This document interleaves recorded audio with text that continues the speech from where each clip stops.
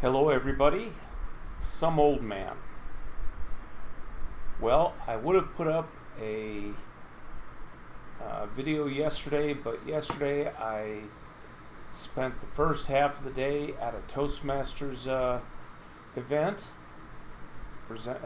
presenting speech, and the second half of the day I went to a prepper meeting. Now, you might ask what a prepper meeting is. Everybody going ahead and talking about all their stuff? Well, no, it's just like any other meeting. You're going to have various topics discussed and usually a presenter or two offering those topics, and there'll just an exchange of ideas as with any other sort of organization or club level. Now, what they presented yesterday was the topic of bugging in versus bugging out. Specifically, bugging in was the main thrust of their topic, but it was an interesting presentation. They also spoke about gray man.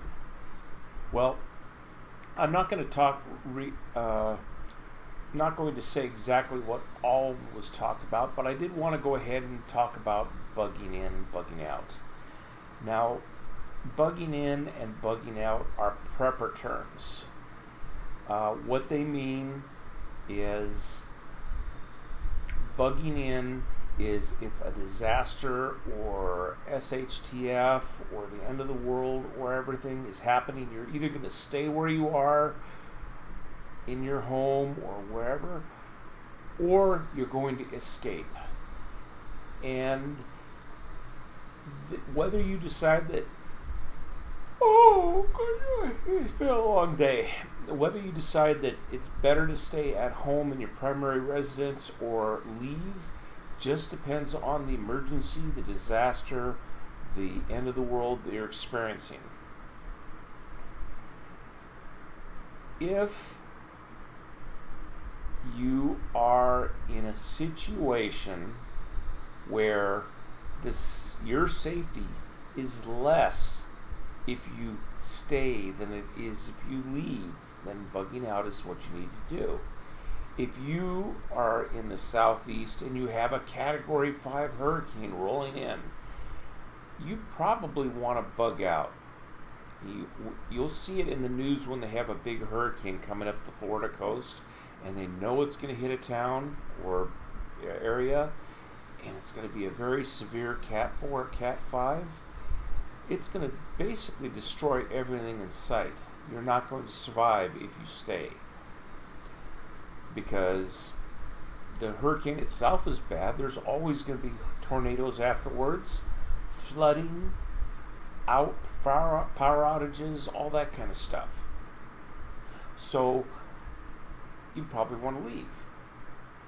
If you are in some place that,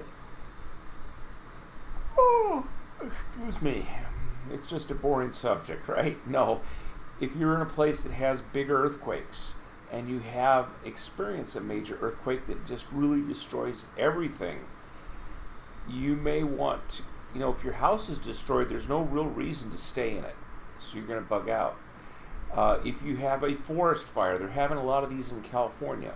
If the main forest fire is coming your way and it's likely to burn your neighborhood down, they're going to actually ask you to evacuate. Same thing, it's bugging out. Now, if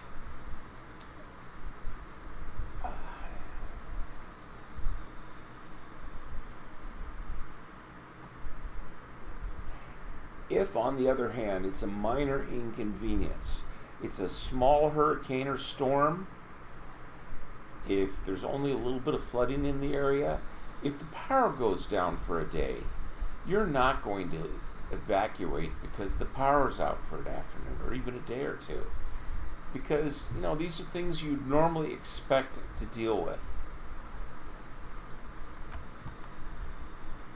So if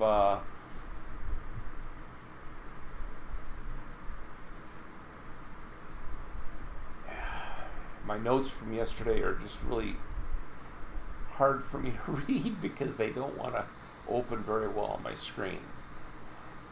I just took screenshots of their screen, so I'm referring to them. Unfortunately, my reader is not opening them quite the way I want.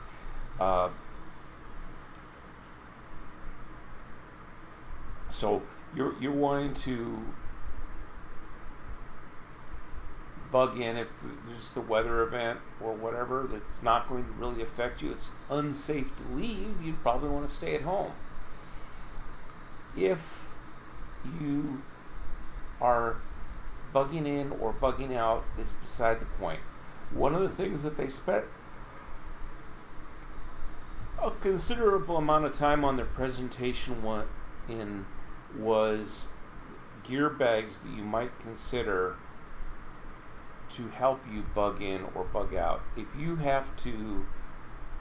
you're traveling around in your car and the power goes out and for some reason there's freeway traffic or whatever, you can't drive home to bug in, you need to be able to go ahead and get home.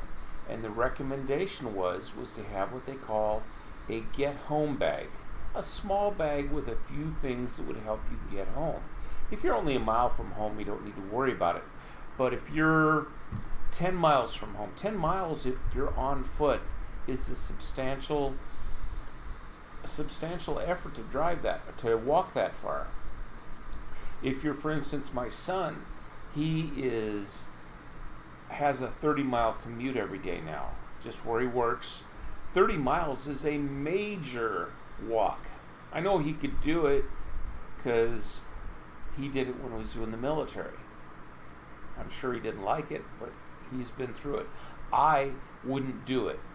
30 miles in my shape and my age ain't gonna happen. 10 miles would knock me out. But if you had some sort of support bag, they call it a get home bag, that had a few basic necessities, matches and various things like a flashlight, minor tools would basically assist you in getting someplace. So that is one thing. But if you have to bug out, if you need to evacuate and you can't take your car, and if you've seen these pictures of the evacuations of Louisiana when the hurricanes are coming in, the freeways are jammed. It wouldn't be hard to believe that something happens that would cause the freeways to be impassable. The cars not only are slowed down, they are stopped. So a bug out bag is a bag that's more than just the get home bag.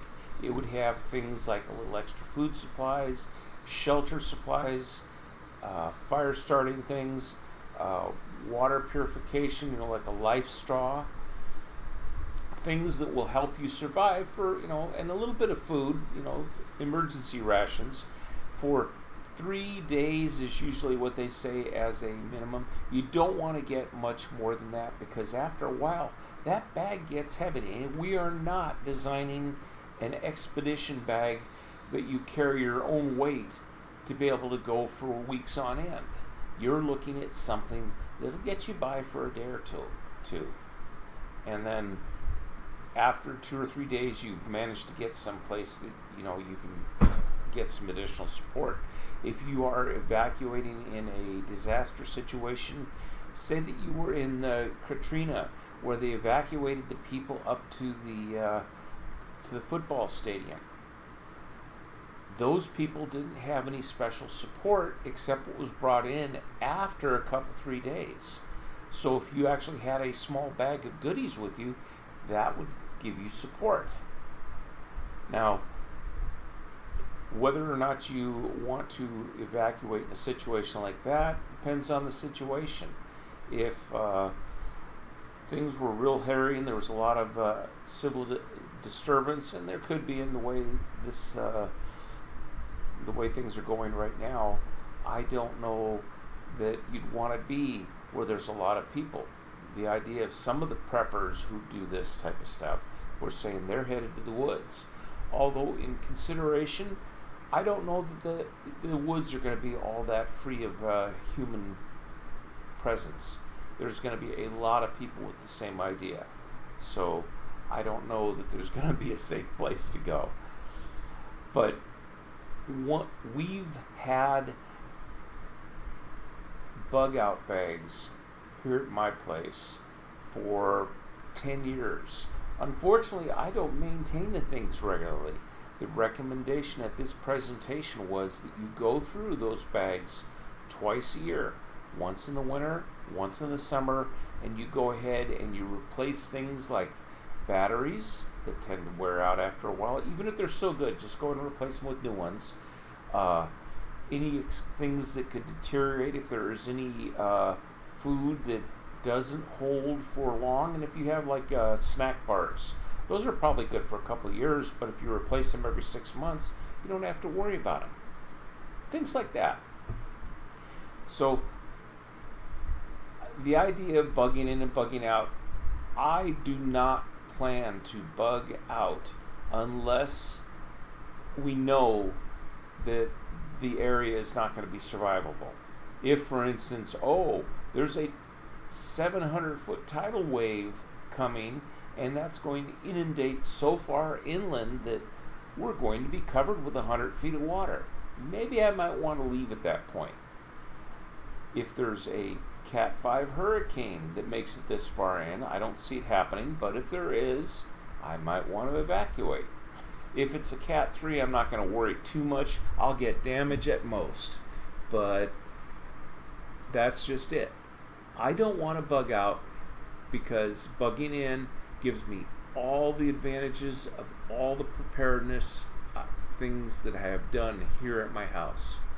So what I recommend that you do is go ahead and do the preparedness things that you want to do for your house. Go ahead and make a bug out bag to be able to go ahead and grab if you have to leave and evacuate for whatever reason, so you have something to bring with you. But whether you consider leaving or not leaving in case of an emergency, that's something you have to decide. But knowing that you can have something to bring with you if you have to bug out may make it easier for you to make that decision. Well, that's all I've got right now. I'm kind of taking the day off from doing an awful lot of work. I had planned to go ahead and start stringing radio cable today, but I kind of decided that I was going to just take the day off and relax and kind of just read books and relax. I was pretty much at it all day yesterday. We'll get back to doing real things here this next week. This is Some Old Man asking you to go ahead and subscribe, hit the like button, comment, and hit the bell notification. We'll see you next time. This is Some Old Man signing off.